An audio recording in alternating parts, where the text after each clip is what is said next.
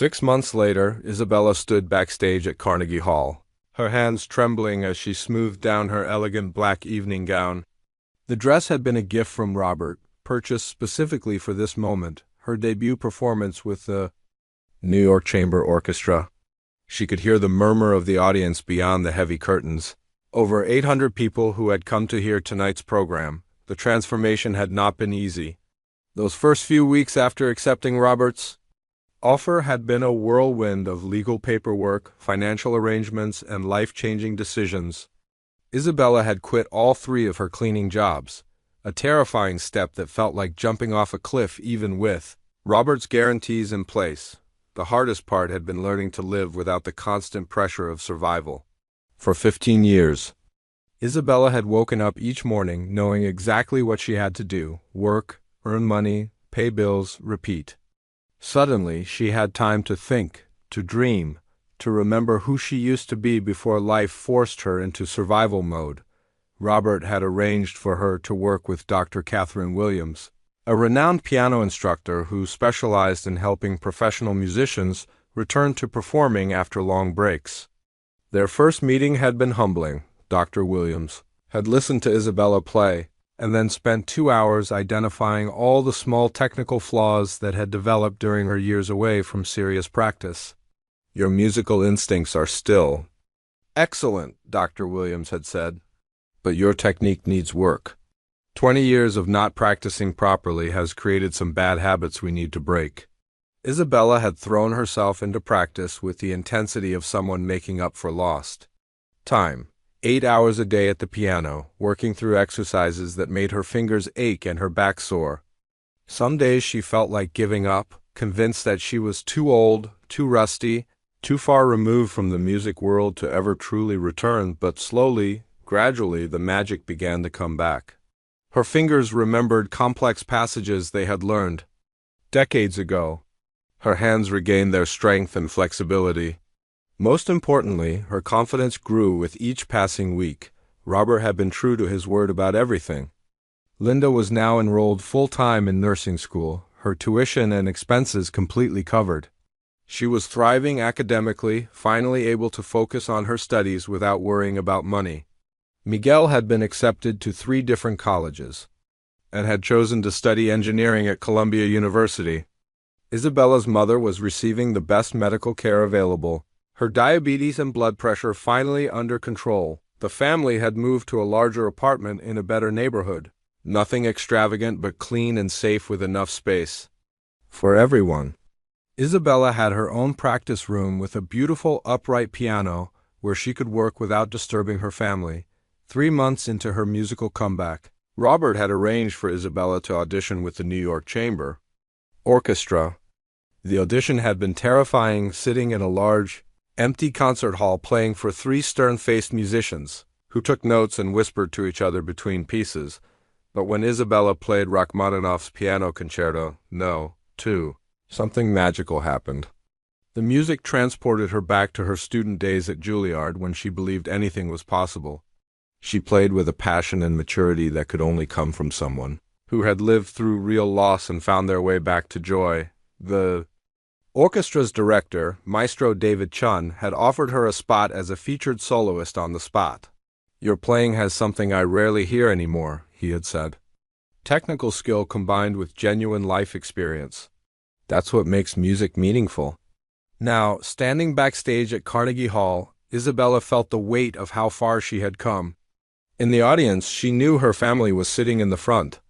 Ro, Linda, Miguel, and her mother, all dressed in their finest clothes, all bursting with pride. Robert was there too, along with his business associates and friends from the music world he had introduced her to. But the person Isabella was thinking about most was Carlos, her late husband. She touched the simple wedding ring she still wore and whispered a quiet prayer. "I hope you can see this, mi amor. I hope you know that everything we went through led to this moment." A stage assistant appeared at her elbow. "Miss Santos, you're on in 2 minutes." Isabella nodded, taking deep breaths to calm her nerves. She walked to the wings and looked out at the magnificent concert hall, its red velvet seats filled with expectant faces. The New York Chamber Orchestra was already on stage, instruments gleaming under the bright lights. Maestro Chun caught her eye and smiled encouragingly. He had become not just a colleague, but a friend over the past few months. Someone who understood the unique journey that had brought her to this moment. "Ladies and gentlemen," the announcer's voice echoed through the hall, "please welcome our featured soloist for tonight's performance of Chopin's Piano Concerto No. 1 in E minor, Isabella Santos." Isabella walked onto the stage, her legs steady, despite her racing heart. The applause washed over her like a warm wave, and she felt a surge of emotion so strong it nearly took her breath away. This was the moment she had dreamed of 25 years ago as a young student, the moment that had seemed impossible just 6 months ago. She sat at the beautiful concert grand piano, a Steinway even more magnificent than the one in Robert's penthouse. The orchestra waited quietly behind her, 70 professional musicians ready to follow her lead. Maestro Chun raised his baton, and Isabella placed her hands on the keys. The opening orchestral section began, building to the moment when the piano would enter. Isabella closed her eyes and let the music wash over her, feeling the familiar melody that had been part of her soul since she was a teenager. When her entrance arrived, her hands moved to the keys as naturally as breathing. The first notes rang out clear and strong, filling every corner of the concert hall. Isabella felt the music flowing through her, carrying with it all the pain and joy and struggle of the past 20 years. She played not just with her fingers, but with her entire being, pouring her life story into Chopin's beautiful melodies. In the audience, Linda had tears streaming down her face. She had never imagined her mother could create something so beautiful, so powerful. Miguel sat transfixed, finally understanding what his mother had given up for their family and what she had reclaimed through courage and determination. Isabella's mother sat with her hands clasped tightly in her lap, remembering the 7-year-old girl who had begged for piano lessons all those decades ago. She had known even then that her daughter had something special, and tonight the whole world could see it too. Robert watched from his seat with a mixture of pride and amazement. The woman on stage bore little resemblance to the frightened cleaning lady he had discovered playing his piano 6 months ago. This Isabella was confident, radiant, completely in her element. He had given her the opportunity, but she had done the real work of transforming herself. As the concerto moved through its 3 movements, Isabella felt herself becoming one with the music. Years of pain and struggle seemed to melt away, replaced by pure joy and artistic expression. This was who she was meant to be, who she had always been underneath the uniforms and the exhaustion and the fear. The final movement built to its spectacular conclusion, Isabella's fingers flying across the keys and passages that would challenge any professional pianist. The orchestra swelled behind her, creating a wall of sound that filled the hall with triumphant beauty. When the last note faded away, there was a moment of complete silence.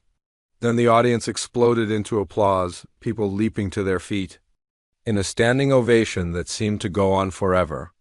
Isabella stood and took her bow, her face shining with happiness and disbelief, but the evening was about more than just a successful performance.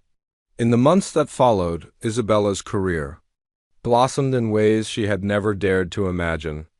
She was invited to perform with orchestras across the country, to record an album of Chopin pieces, to give master classes at music conservatories. More importantly, she had become an advocate for others like herself, talented people whose dreams had been deferred by circumstances beyond their control. Working with Robert, she established a foundation that provided financial support and performance opportunities for musicians from working-class backgrounds. The foundation's first recipient was a young janitor from Brooklyn who played violin with extraordinary skill during his lunch breaks. Just like Isabella, he had been invisible to the world around him until someone took the time to listen. Robert's life had changed too. The discovery of Isabella's talent had opened his eyes to the hidden gifts of people he had previously overlooked.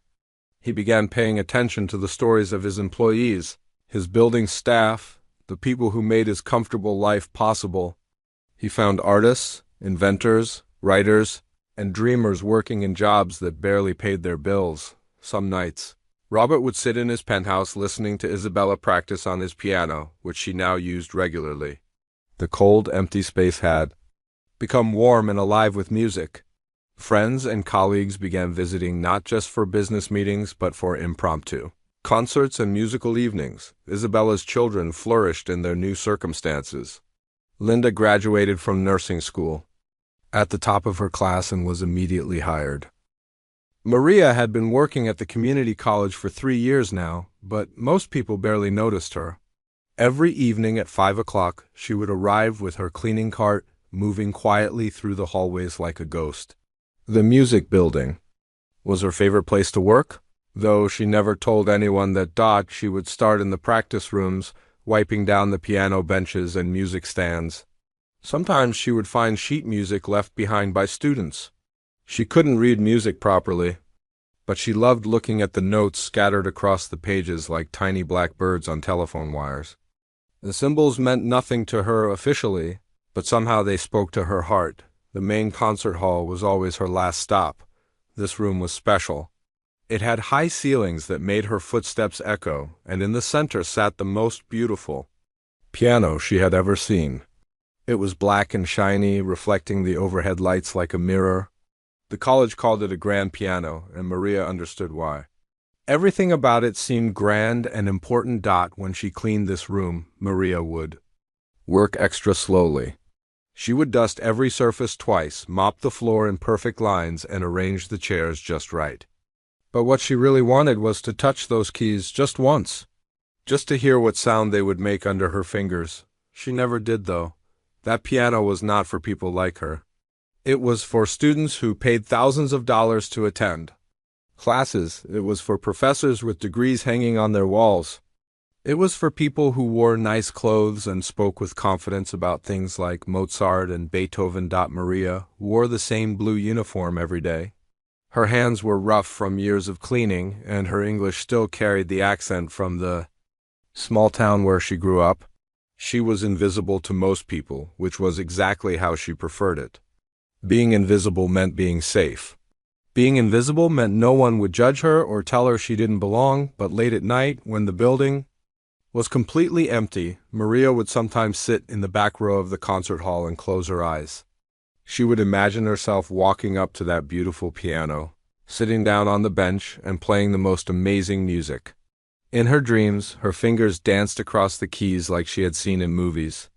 In her dreams, people would gasp and applaud and tell her she was wonderful. Then she would open her eyes, finish her cleaning, and go home to her small apartment. At home, Maria had a secret. Hidden under her bed was a piece of cardboard that she had carefully drawn piano keys on with a black marker. She had counted the keys on the real piano at work and made sure her cardboard version had exactly the same number. 88 keys she had learned from watching videos on her phone. Every night after work, she would pull out her cardboard piano and practice. She would watch YouTube videos of people playing beautiful songs, pausing and rewinding to see exactly where their fingers went. She would try to copy their movements on her silent cardboard keys, pressing down on the drawings and imagining the sounds they would make. Her neighbors never heard any music coming from her apartment. They had no idea that Maria spent hours every night learning songs by heart, training her fingers to remember complex patterns, building up the muscles in her hands and wrists. They didn't know that she had taught herself to play entire pieces by Chopin and Rachmaninoff on a piano that made no sound at all. Maria had discovered classical music by accident. One evening while cleaning the concert hall, she had noticed that someone had left their phone behind. When she picked it up to take it to the lost and found, the screen lit up and music started playing. It was the most beautiful sound she had ever heard. Soft and sad and hopeful all at the same time. She quickly took the phone to security. But that night she went home and searched for the same kind of music on her own phone. She learned that it was called classical music and that the piece she had heard was called a nocturne. She spent the whole night listening to different nocturnes, letting the music wash over her like warm water. From that night on, Maria became obsessed with classical piano music.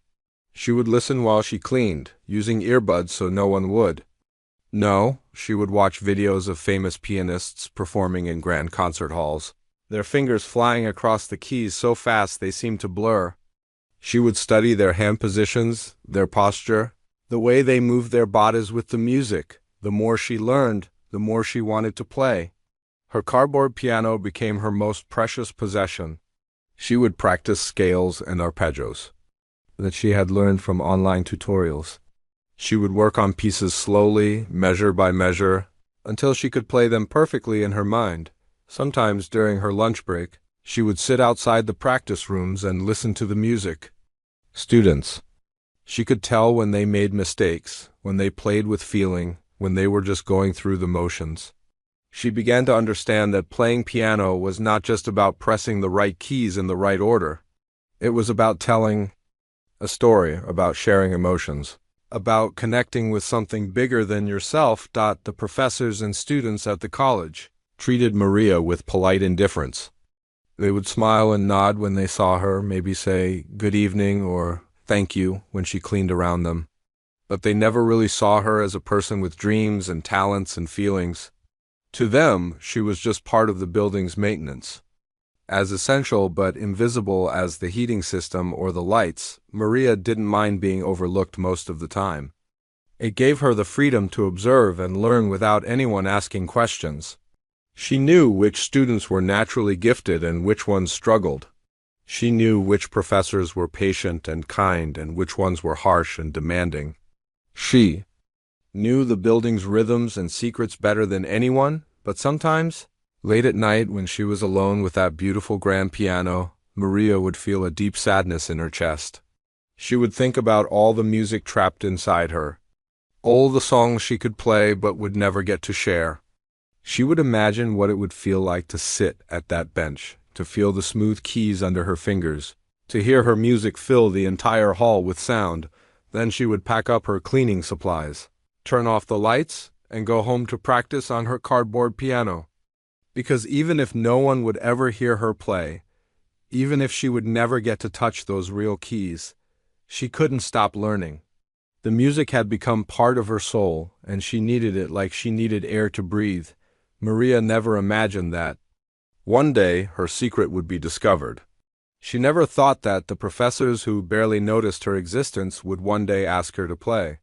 She had no idea that her life was about to change forever, and that the piano she had admired from a distance would soon become the instrument of her transformation. For now, she was content to be the invisible woman who cleaned the music building, who listened to classical music through earbuds, who practiced on a cardboard piano in her small apartment. She was content to dream and hope and prepare for a moment that might never come, but that moment was coming, sooner than she knew. The annual faculty dinner was always held in the concert hall, and this year was no different. Maria had been asked to work extra hours to help set up the event. She didn't mind the overtime pay, and she was curious to see how the teachers acted. When they weren't in their classrooms, she arrived early that evening, pushing her cart through the familiar hallways. The building felt different somehow. Instead of the usual quiet emptiness, there was energy in the air. Voices echoed from the concert hall, and she could hear laughter and the clinking of glasses. When Maria entered the main hall, she was surprised by how fancy everything looked. White tablecloths covered the tables she had helped set up earlier. Flowers sat in the center of each table, and the lights had been dimmed to create a warm, cozy feeling. The grand piano, her beloved grand piano, had been pushed to one side to make room for all the tables. The teachers were already arriving, dressed in their nicest clothes. Maria recognized most of them, but they looked so different outside of their usual work attire. Professor Williams, the music department head, was wearing a sharp black suit instead of his usual casual jacket. Dr. Peterson, the piano instructor, had traded his everyday sweater for a crisp white shirt and tie. Maria tried to stay invisible as she worked, arranging the last few chairs and making sure the water glasses were filled. But she couldn't help listening to the conversations around her. The teachers were talking about their summer vacation plans, their research projects, and funny stories about their students. As the evening progressed, the atmosphere became more relaxed. Wine was served with dinner, and the conversations grew louder and more animated. Maria had finished most of her setup work, but she stayed to help clear empty plates and refill water pitchers. She was wiping down a table in the corner when she heard her name called out, "Hey, Maria!" The voice belonged to Dr. Peterson, who was sitting at a table with several other music faculty members. His face was slightly flushed from the wine, and he had a big smile on his face. Maria looked up, surprised. The professors rarely addressed her directly and never by name. "Yes, sir?" she replied quietly, still holding her cleaning cloth. "Come over here for a minute," Dr. Peterson said, gesturing with his wine glass. "We want to ask you something." Maria hesitated. She preferred to stay in the background, especially during events like this. But the professor was looking at her expectantly, and she didn't want to be rude. She walked over to their table, feeling self-conscious about her cleaning uniform among all the nicely dressed faculty members. "Maria, you've been working in our music building for what, 3 years now?" Dr. Peterson asked, leaning back in his chair. "Yes, sir." 3 years, Maria confirmed, wondering where this conversation was heading. "And you're here every single evening, cleaning around all our beautiful instruments," he continued. "Tell me, have you ever been curious about the music we make here?" Maria felt her heart start to beat faster. Did he know about her secret? Had someone seen her lingering in the concert hall, listening to the practice sessions? I like music, sir," she said carefully. The other professors at the table were now paying attention to the conversation. Professor Williams sat down his wine glass and looked at Maria with interest. "What kind of music do you like, Maria?" he asked. Maria felt trapped. She couldn't tell them about her hours of listening to classical music, about her cardboard piano, about her dreams of playing. "All kinds," she said simply. Dr. Peterson's smile grew wider.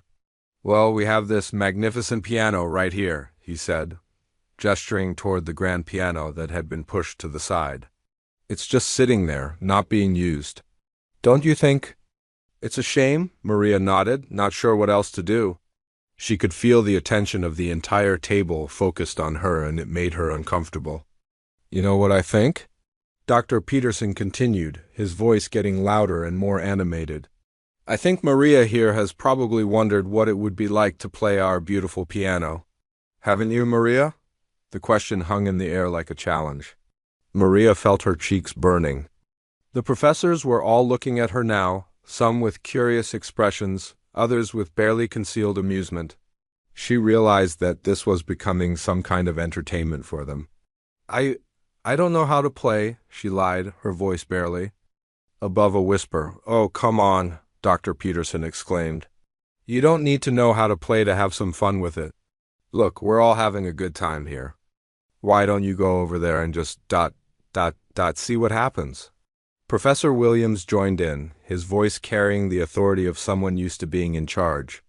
"It's our faculty appreciation dinner, Maria. Everyone should get to participate.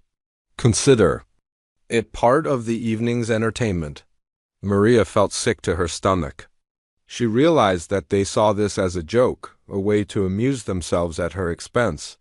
They wanted to watch the cleaning lady make a fool of herself at the piano.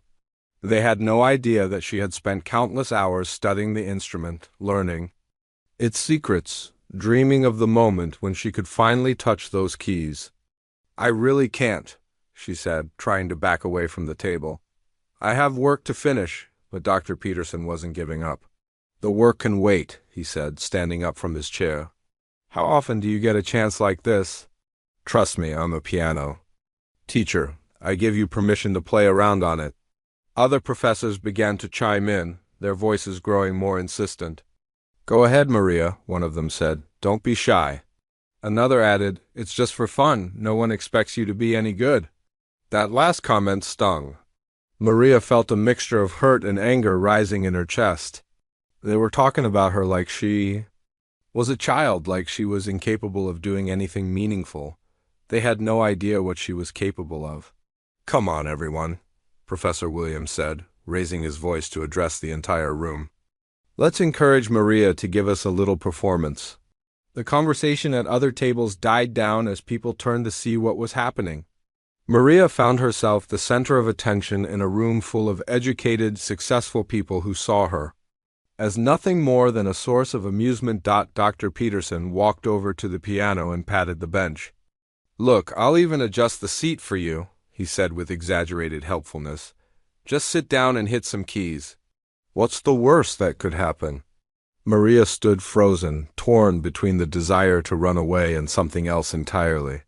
A part of her, the part that had dreamed of this moment for 3 years, was actually excited. This was her chance. Not the way she had imagined it, not with the respect and recognition she had dreamed of, but still a chance. "I promise I won't judge you," Dr. Peterson said, though his grin suggested otherwise. "I'm a very understanding teacher." The room had grown quiet now. All eyes on Maria. She could feel the weight of their expectations, their assumption that she would embarrass herself, that she would confirm their beliefs about who she was and what she was capable of. Maria looked at the piano, then at the faces surrounding her. She thought about her cardboard keyboard at home, about the hours of practice, about the music that lived in her heart. She thought about the beautiful pieces she had learned, the emotions she had taught herself to express through silent finger movements. Maybe it was time to stop being invisible. The silence in the room felt thick and heavy. Maria could hear her own heartbeat pounding in her ears as dozens of eyes stared at her, waiting for her response. The professors had created a moment of entertainment for themselves, and now they were all expecting her to play along. "Don't keep us waiting," called out Professor Martinez from across the room. "We're all curious to see what you can do." His tone was playful, but Maria could hear the underlying assumption that she would fail spectacularly. Dr. Peterson was still standing by the piano, one hand resting on the polished black surface. "Look, Maria, I know this might seem scary, but it's really not a big deal. Just pretend you're playing around at home. We've all been beginners before." The word beginners hit Maria like a slap. If only they knew how many hours she had spent studying their instrument, how many sleepless nights she had practiced on her cardboard piano, how many pieces she had memorized note by note. But they saw her as someone who had never even touched a piano before. "Maybe she's too nervous," suggested Dr. Chun, the violin instructor. "It's perfectly normal to have stage fright." "There's nothing to be nervous about," Professor Williams assured her with a patronizing smile. "We're all friends here. No one expects perfection from someone who's never played before."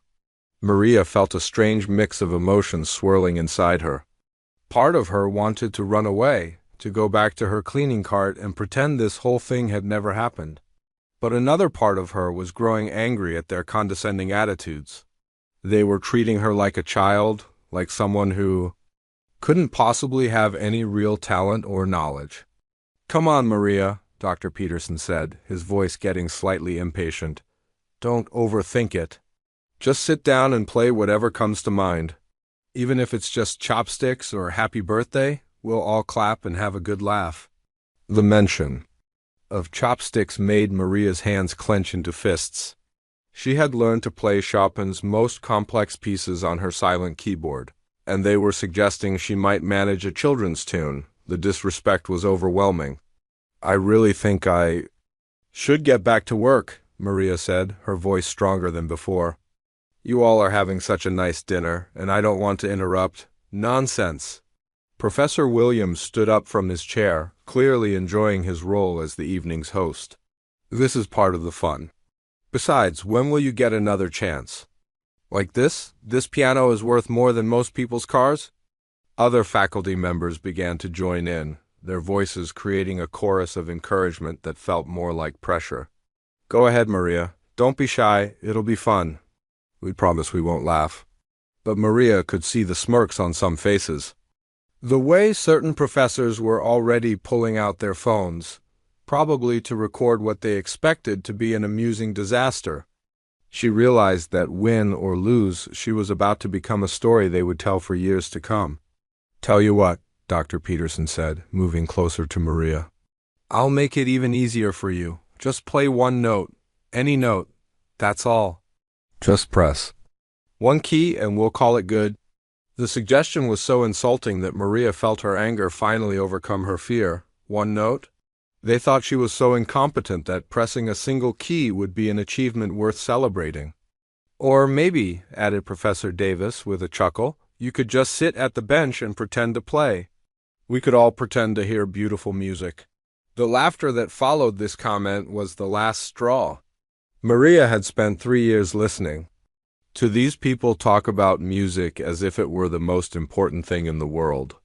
She had heard them discuss the emotional power of piano music, the technical skill required to master the instrument, the years of dedication needed to become truly proficient, and now they were suggesting she fake it for their amusement. "Actually," Maria said, her voice cutting through the chatter, "I think I will try." The room fell quiet again. Dr. Peterson's eyebrows shot up in surprise. "Really? That's wonderful." "I knew you had it in you." Maria started walking toward the piano, her legs feeling unsteady. With each step, she could feel the weight of all those eyes on her. The professors were probably expecting her to stumble through a few random notes, maybe bang on the keys like a toddler, give them a good story to share at future faculty gatherings. But as she got closer to the instrument, Maria felt something unexpected happening. The anger was transforming into something else: determination. 3 years of secret practice. 3 years of dreaming about this moment. 3 years of imagining what it would feel like to sit at this exact bench and touch these exact keys. "Take your time," Dr. Peterson said, moving back to give her space. "Remember, there's no pressure. Just have fun with it." Maria reached the piano and stopped. Up close, it was even more beautiful than she had imagined. The keys were perfectly white and black, arranged in the familiar pattern she had memorized from her cardboard version. She could see her reflection in the polished surface. Distorted but recognizable. She thought about all the times she had cleaned this piano, carefully dusting each key, polishing the wood until it gleamed. She had touched this instrument hundreds of times, but never like this. Never with the intention of making music.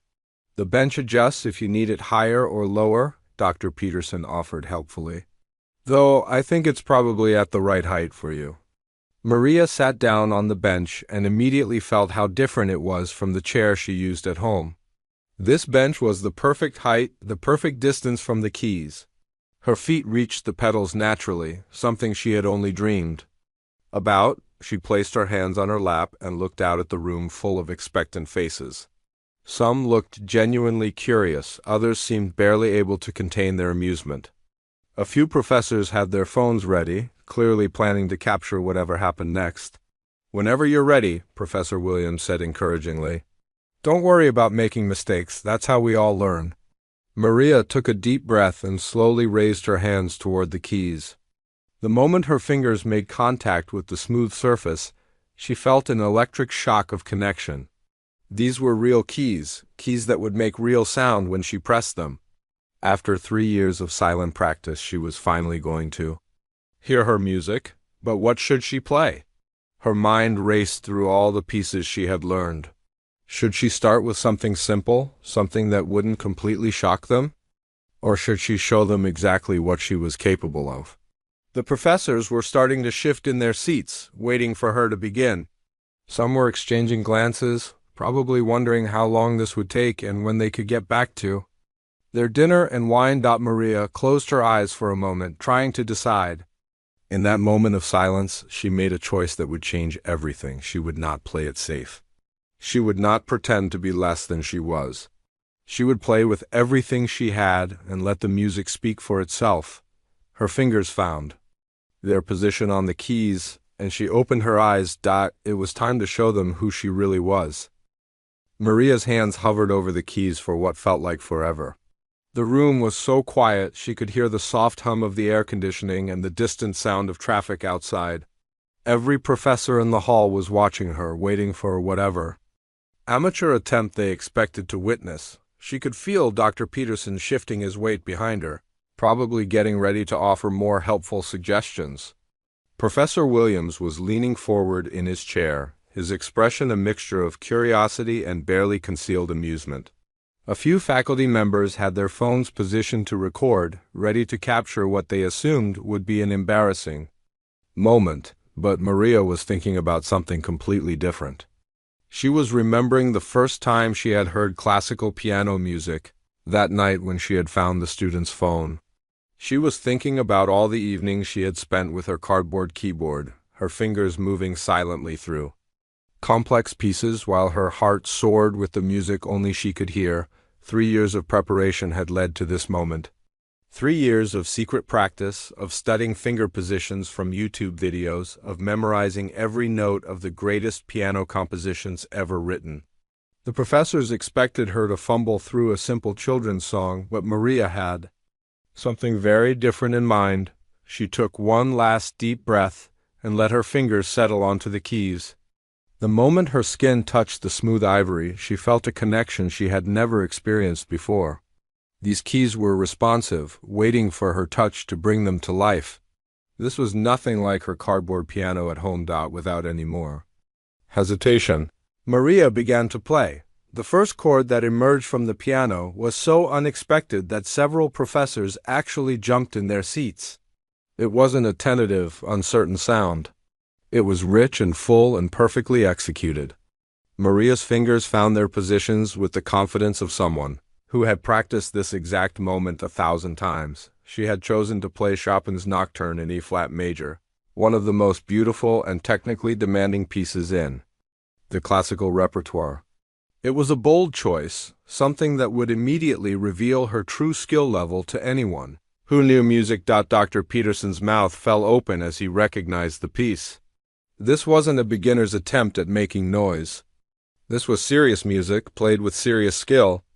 The opening melody flowed from the piano like water, each note perfectly placed, each phrase shaped with musical understanding that took years to develop. Professor Williams had been reaching for his wine glass when the music started. Now his hand was frozen halfway to the table, his eyes wide with shock. He knew this piece well, had taught it to advanced students, and he could tell immediately that Maria was playing it with a level of proficiency that rivaled his best pupils. The room had gone completely silent except for the music. Conversations stopped mid-sentence. Wine glasses were set down without their owners even realizing they had moved.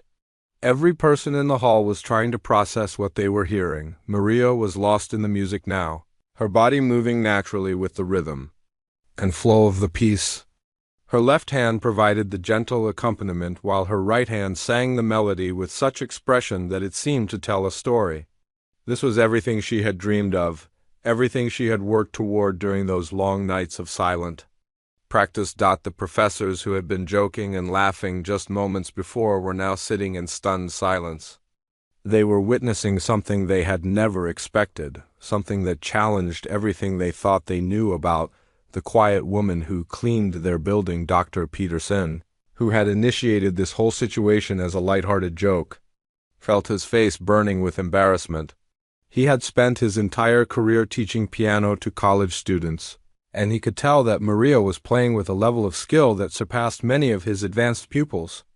The technique was flawless, the musicality was sophisticated, and the emotional expression was absolutely genuine. As Maria continued to play, transitioning into the more complex middle section of the Nocturne, the professors began to realize the magnitude of what they were witnessing.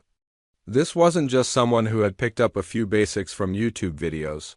This was a serious musician, someone who had studied the instrument with dedication and passion. Professor Martinez, who had been recording on his phone expecting to capture something amusing, found himself lowering the device. What he was witnessing felt too profound, too personal to be turned into a casual video. This was a moment of genuine artistry, and it demanded respect. The music filled every corner of the concert hall, the acoustics carrying each note with crystal clarity. Maria's fingers moved across the keys with a grace and precision that spoke of countless hours of practice. The difficult passages that would challenge even advanced students flowed effortlessly under her touch. Some of the professors were beginning to recognize not just the technical skill, but the deep musical understanding that Maria was demonstrating.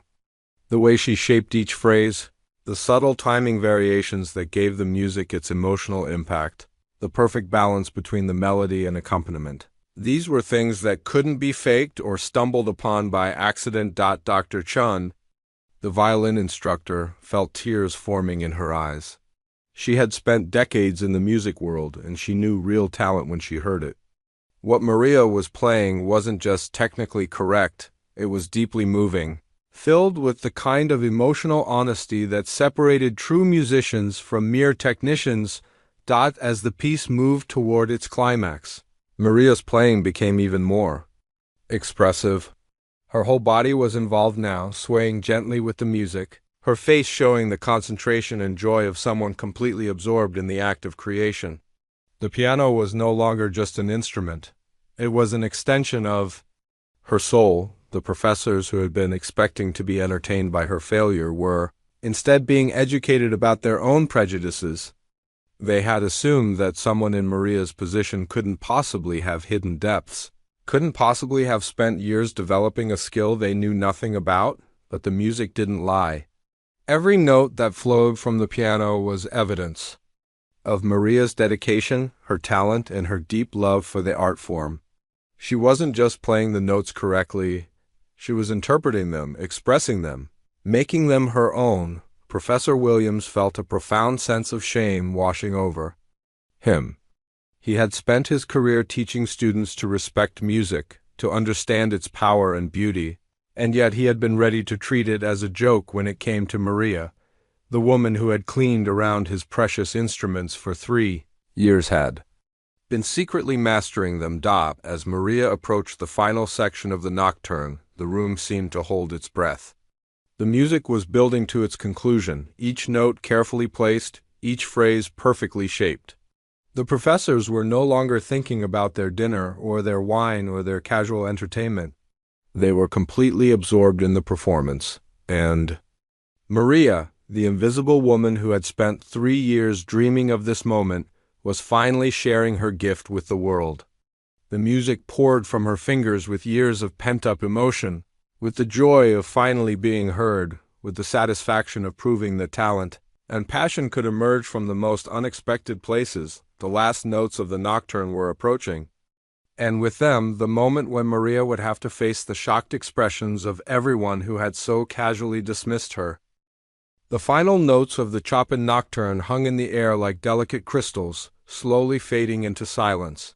Maria's hands remained poised above the keys for a moment, her eyes still closed, savoring the last echoes of the music she had just created.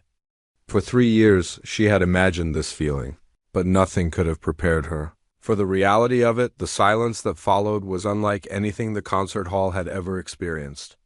It wasn't the polite pause that usually came after a student performance, or the brief quiet before scattered applause. This was the stunned silence of people whose entire understanding of the world had just been turned upside down. Maria slowly opened her eyes and turned to face the room. What she saw took her breath away. Every single person in the hall was staring at her with expressions of complete shock.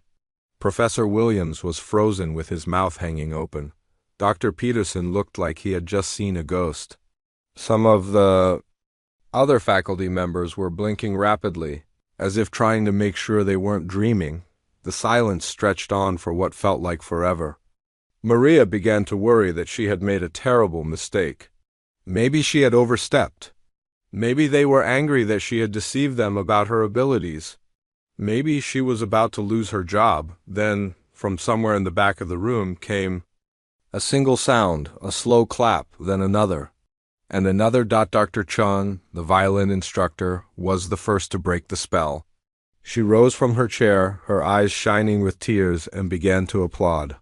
The sound seemed to wake everyone else from their trance. Suddenly, the entire room erupted. Professor Williams jumped to his feet so quickly that his chair toppled backward.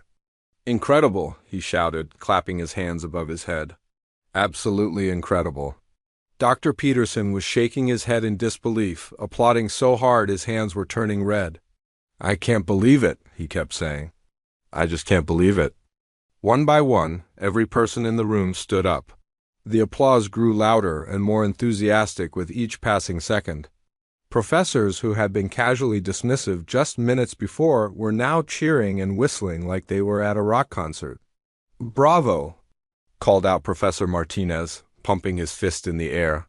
"Bravo!" The standing ovation seemed to go on forever. Maria sat at the piano bench, overwhelmed by the response. Her hands were shaking now, but not from nerves. She was shaking from the pure emotion of finally being seen, finally being heard, finally being recognized for who she really was. Dr. Peterson was the first to approach her, and Maria was surprised to see that he had tears streaming down his face. "Maria," he said, his voice choked with emotion, I don't know what to say. That was ... was extraordinary." "How long have you been playing?" Professor Williams asked, rushing over to join them. His earlier condescending tone was completely gone.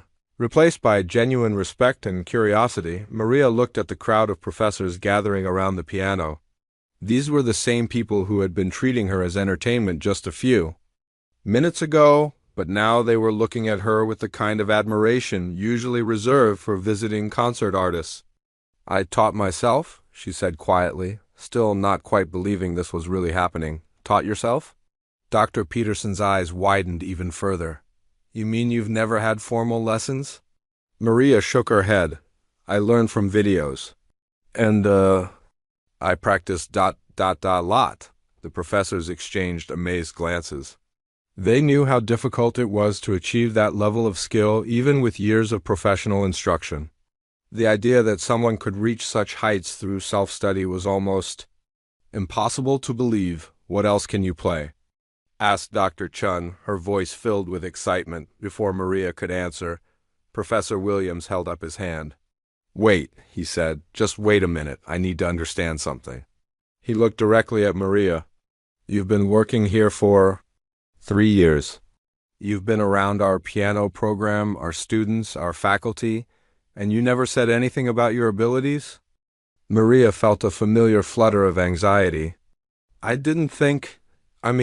I'm just a cleaning lady. I didn't think anyone would be interested." "Just the cleaning lady?" Dr. Peterson repeated, his voice rising in disbelief. "Maria, what you just played... I have graduate students who couldn't perform that piece with half your skill and musicality." The other professors nodded in agreement. Several of them were still wiping tears from their eyes, clearly moved by what they had witnessed.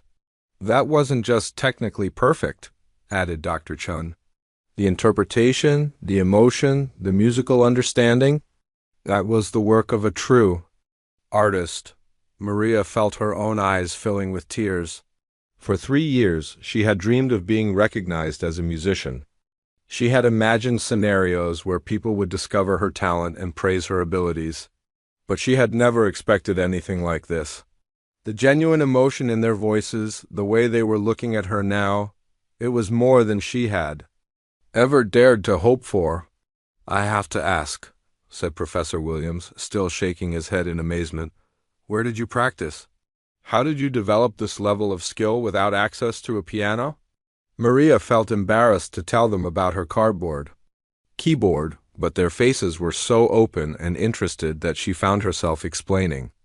"I made a piano out of cardboard," she said. "I drew the keys and practiced on that." The professors looked at each other in stunned silence. The idea that someone could develop such extraordinary skill practicing on a silent, homemade instrument was beyond their comprehension. "You practiced on cardboard," Dr. Peterson said slowly, as if testing the words to make sure he had heard correctly. "And you achieved this level of proficiency. How many hours a day?" asked Professor Martinez. 2 or 3 hours most nights," Maria replied. "Sometimes more on weekends." The faculty members were clearly struggling to process this information.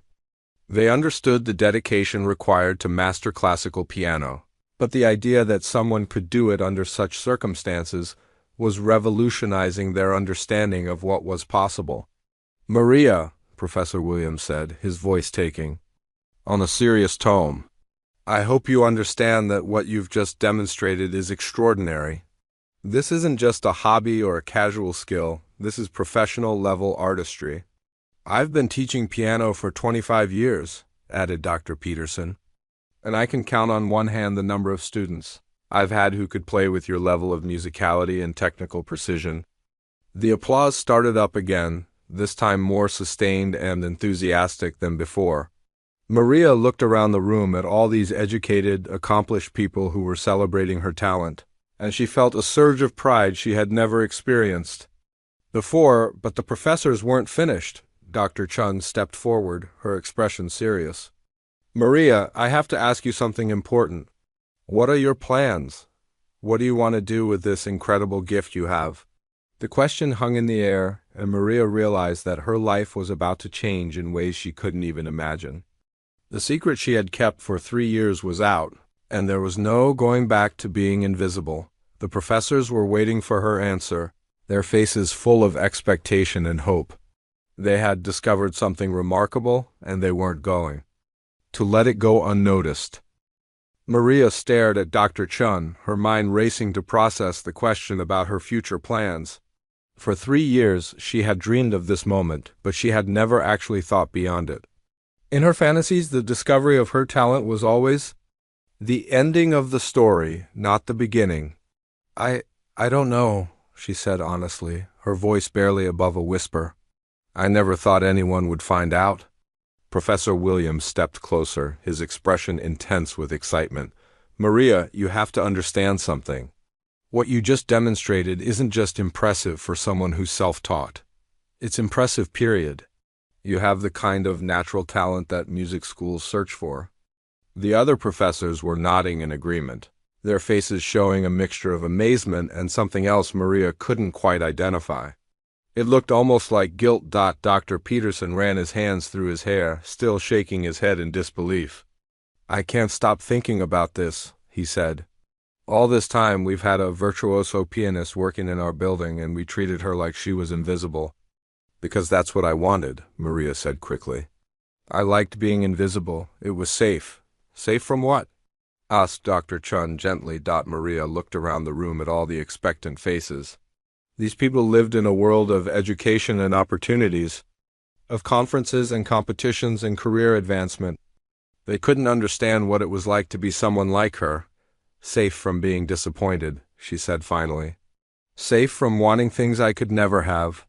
The silence that followed was different from the stunned quiet after her performance.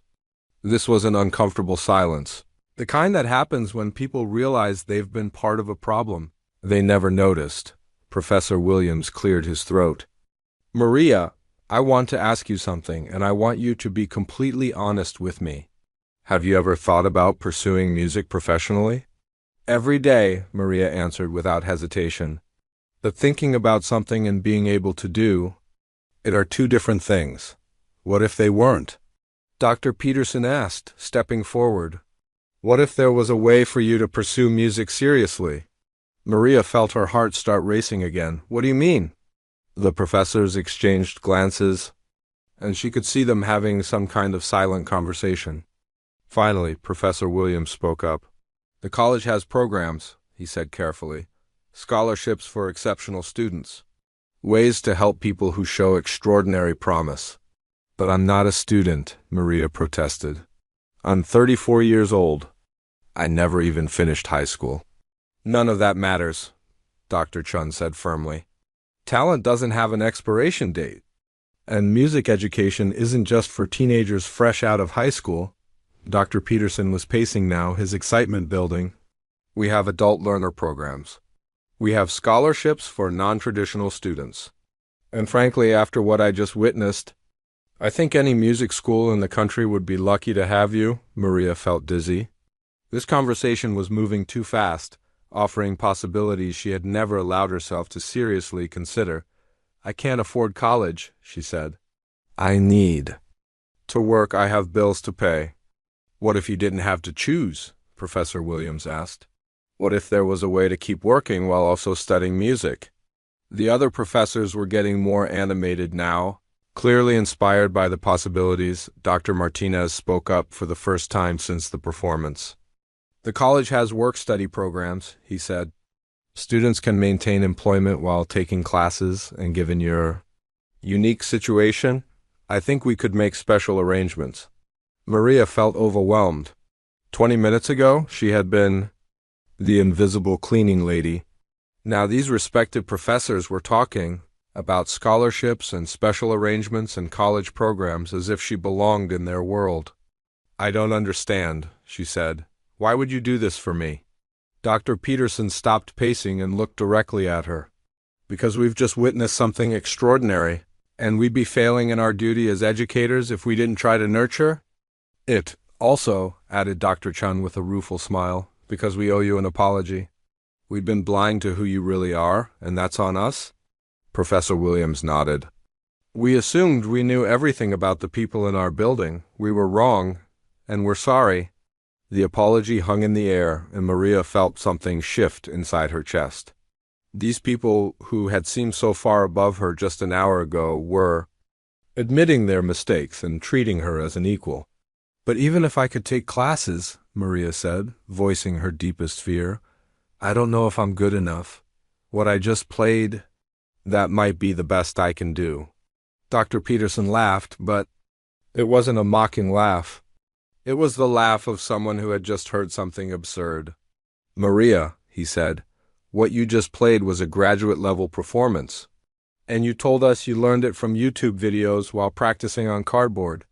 Do you have any idea what you could accomplish with proper instruction and a real piano to practice on?" The thought was both thrilling and terrifying. Maria had spent so long dreaming of having access to a real piano that she had never imagined what might come after that. "We could start small," Dr. Chun suggested. "Maybe you could audit one class, see how it feels, no pressure, no commitments. And," added Professor Williams, "I think I can speak for all of us when I say that you would be welcome to use our practice rooms. You shouldn't have to practice on cardboard anymore." Maria felt tears starting to form in her eyes again. The idea of having access to real pianos, of being able to practice without silence, of learning from actual teachers instead of trying to figure everything out on her own, it was almost too much to hope for. "I need to think about it," she said finally. "Of course," Professor Williams replied. "This is a big decision. But Maria, I want you to know that what happened here tonight ... This isn't going to be forgotten. You've shown us something remarkable, and we're not going to let that go to waste." Dr. Peterson nodded enthusiastically. "I'm going to be thinking about your performance for weeks. The musicality, the technical skill, the emotion. It was genuinely moving and inspiring," added Dr. Chun. "You've reminded all of us why we became musicians in the first place." Maria looked around the room at these professors who had gone from treating her as entertainment to treating her as a colleague. The transformation was almost as unbelievable as her own journey from invisible cleaning lady to celebrated musician. "What would I study?" she asked, surprising herself with the question. The professors smiled, recognizing that she was beginning to seriously consider their offer. "Whatever you want," Professor Williams said. "Piano performance, music theory, composition? The world would be open to you." For the first time in her life, Maria began to believe that maybe, just maybe, her dreams weren't impossible after all. Maybe the cardboard piano and the silent practice sessions and the years of secret longing had been preparing her for this moment. Maybe it was time to stop being invisible and start being the musician she had always known she could be. The faculty dinner had officially ended, but nobody seemed ready to leave.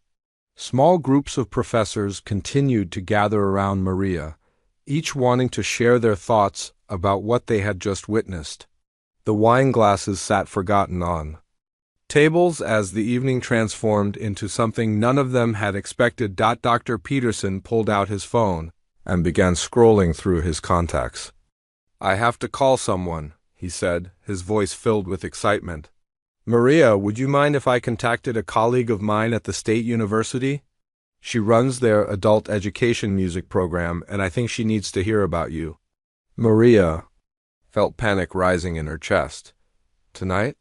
You want to call someone tonight?" "Not if you're not comfortable with it," Professor Williams said quickly, shooting Dr. Peterson a warning look. "But Maria, you have to understand that what happened here tonight is extraordinary. People in the music world need to know about talent like yours. The idea of strangers talking about her made Maria feel exposed and vulnerable.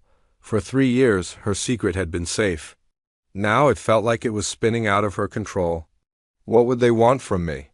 She asked nervously. Dr. Chun sat down next to her on the piano bench. Nothing you're not ready to give, she said gently. But they might want to offer you opportunities. Chances to perform, to study, to grow as a musician. Professor Martinez had been quiet since the performance, but now he spoke up. Maria, can I ask you something? What piece would you play if you had the chance to perform in a real concert hall for an audience that came specifically to hear music? The question caught Maria off guard. She had spent so many nights imagining exactly that scenario, but she had never expected anyone to actually ask her about it. I've always wanted to play Rachmaninoff's Second Piano Concerto, she said without hesitation. The full piece with an orchestra. The professors exchanged amazed glances. The Rachmaninoff Second was one of the most challenging and beloved pieces in the piano repertoire. It required not just technical skill, but the kind of musical maturity that usually took decades to develop. You know the entire concerto? Dr. Peterson asked, his voice filled with awe. I've practiced it on my cardboard piano, Maria admitted. I know it's probably not the same as playing it for real, but I've memorized every note. Professor Williams shook his head slowly. Maria, that concerto is 40 minutes long. It's one of the most technically demanding pieces ever written for piano. Professional pianists spend years preparing to perform it. I know, Maria said quietly. That's why. I never thought I'd actually get to play it. The silence that followed was filled with possibility. Each professor was imagining what it would be like to hear Maria perform such a monumental work.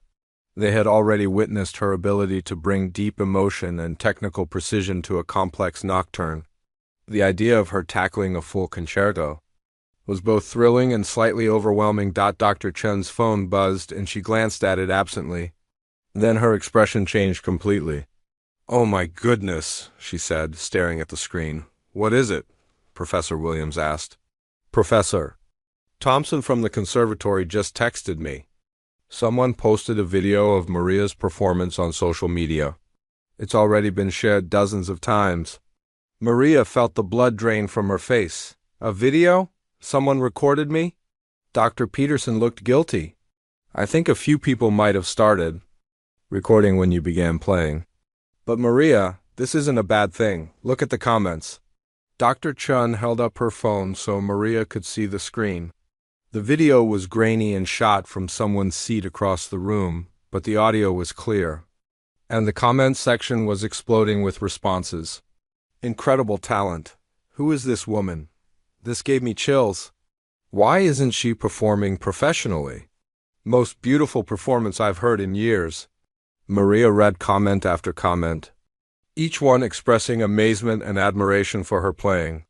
People were sharing the video with their friends, tagging music lovers they knew, asking for more information about the mysterious pianist. This is going viral, Professor Martinez said, reading over her shoulder.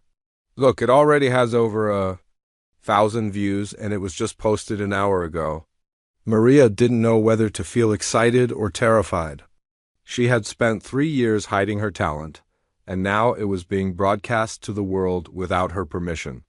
I don't know if I'm ready for this, she said, her voice shaking. Professor Williams sat down on her other side. Maria, I understand. This feels overwhelming, but look at these comments. Look at how your music is affecting people. Isn't this what every musician dreams of? Touching people's hearts through their art? The truth was, it was exactly what she had dreamed of. In her fantasies, she had imagined audiences being moved by her performances, critics praising her interpretations, other musicians respecting her abilities. But the reality of it happening so suddenly felt overwhelming. Dr. Peterson's phone rang, and he glanced at the caller ID. It's my colleague from the State University, he said. Someone must have sent her the video. Answer it, Dr. Chun urged. This could be the beginning of something amazing. Maria watched as Dr. Peterson stepped away to take the call. She could hear fragments of his conversation. Yes, that's her. No formal training, absolutely extraordinary. I'll ask her. When he hung up, his face was glowing with excitement. Maria, Professor Johnson wants to know if you would be interested in auditioning for their graduate program. Based on that video alone, she's prepared to offer you a full scholarship. The room went quiet again. A full scholarship to a graduate music program was the kind of opportunity that professional musicians competed fiercely for. And it was being offered to Maria based on a single performance that had happened by accident. Graduate program? Maria repeated weakly. But I never even went to college. That doesn't matter, Professor Williams said firmly. Exceptional talent creates its own rules. If you can perform at that level, formal education becomes a technicality. Dr. Chun's phone was buzzing constantly now with notifications. Maria, you need to see this. The video is being shared by musicians all over the country. Look, the principal pianist from the City Symphony just commented. She wants to know if you're available for a collaboration. Maria felt like she was living in a dream. This morning, she had been the invisible cleaning lady. Tonight, professional musicians were reaching out to her. Universities were offering scholarships, and thousands of people were sharing her performance. Online, what do I do? She asked, looking around at the professors who had witnessed her transformation. Whatever feels right to you, Professor Williams said. But Maria, opportunities like this don't come around often. When the music world takes notice of someone the way it's taking notice of you tonight, it's usually for a very good reason. Dr. Peterson was already back on his phone, this time recording a voice message. I'm calling everyone I know in the music industry, he explained. They need to hear about you. Maria realized that her life had changed completely in the span of 2 hours. She was no longer the woman with the secret talent and the cardboard piano. She was becoming someone new, someone who belonged in the world of concert halls and conservatories, and professional musicians. The transformation was terrifying and exhilarating all at once. But as she looked around at the professors who were now working tirelessly to help her succeed, Maria began to understand that maybe, just maybe, she was ready to stop hiding and start becoming the musician she had always been meant to be.